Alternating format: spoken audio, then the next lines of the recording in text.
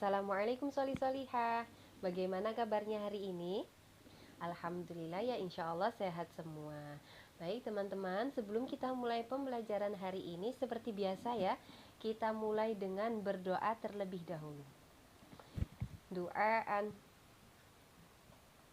Alhamdulillahirrabbilalamin.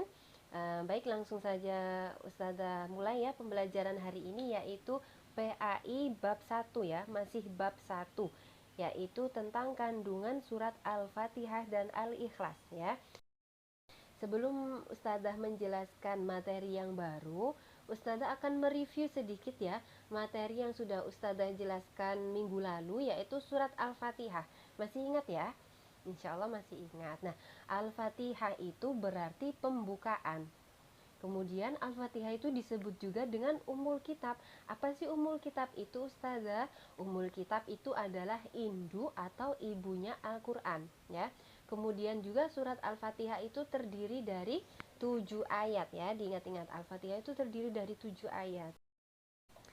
Nah, alhamdulillah kemarin teman-teman sudah menghafalkan surat Al-Fatihah dan juga sudah voice note ya, sudah kirim pesan kepada Ustazah, dan alhamdulillah hasilnya bagus-bagus. Teman-teman sudah bagus membacanya. Teman-teman kelas 1 sudah hebat-hebat ya. Kemudian Ustazah lanjutkan lagi, yaitu tentang kandungan surat Al-Fatihah. Nah, surat Al-Fatihah ini mempunyai kandungan atau pesan-pesan di dalamnya, yaitu yang pertama memuji Allah, dan yang kedua menyembah hanya kepada Allah, dan yang ketiga berdoa dan memohon kepada Allah.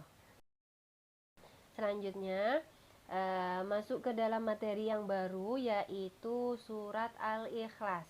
Nah, sebelumnya Ustazah akan membacakan surat Al-Ikhlas, kemudian nanti teman-teman akan menirukan ya.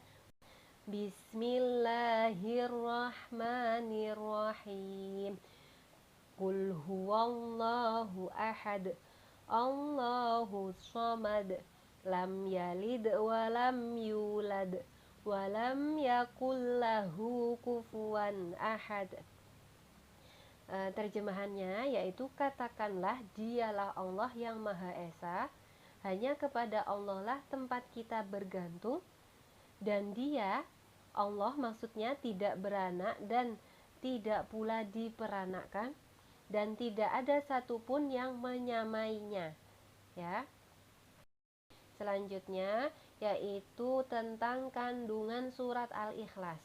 Jadi di dalam surat Al-Ikhlas itu terdapat 4 pesan-pesan ya. Yang pertama yaitu menjelaskan bahwa Allah itu Esa. Esa itu apa? Esa itu satu ya. Yang kedua yaitu Allah tempat meminta segala sesuatu. Jadi kalau kita menginginkan apapun, kita harus meminta kepada Allah, berdoa ya, berdoa kepada Allah. Nah, tapi nggak boleh hanya berdoa, harus dibarengin dengan usaha ya.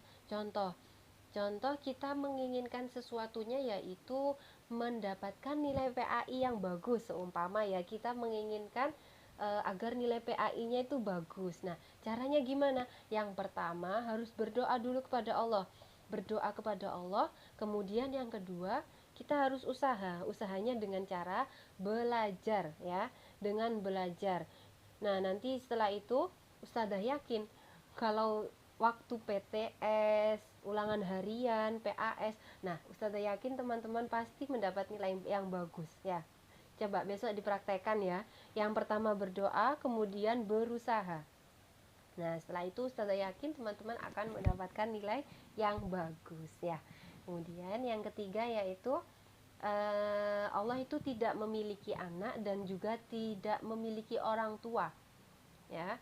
Ini sudah pasti, Allah itu tidak memiliki anak dan tidak memiliki orang tua. Dari mana kok tahu? Nah, sudah ada di dalam Al-Quran, tadi dijelaskan juga di ayat pertama bahwasanya Allah itu satu. Nah, makanya Allah itu tidak punya anak dan juga tidak punya orang tua ya. Yang kemudian yang keempat yaitu tidak ada seorang pun yang bisa menandingi Allah ya. Karena Allah yang menciptakan kita semua, yang menciptakan alam semesta ini, jadi tidak mungkin ada yang bisa menandingi Allah ya. Kemudian selanjutnya setelah kita mengetahui pesan-pesan yang terkandung di dalam surat Al-Fatihah, surat Al-Ikhlas. Nah, jangan lupa dipraktikkan atau dilakukan dalam kegiatan sehari-hari. Ya, contohnya gimana?